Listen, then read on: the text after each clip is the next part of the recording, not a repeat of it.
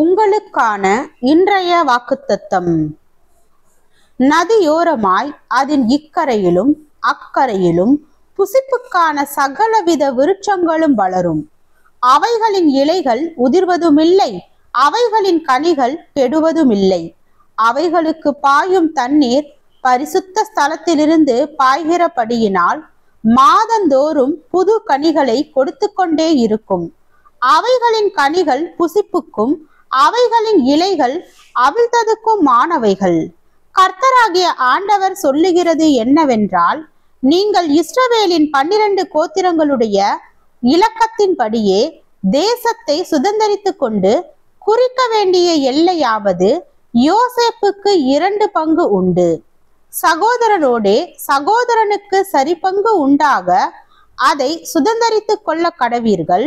அதை உங்கள் பிதாக்களுக்கு கொடுப்பேன் என்று நான் ஆணையிட்டு கொடுத்தேன். ஆகையால் உங்களுக்கு இந்த தேசம் சுதந்திரமாக கிடைக்கும்.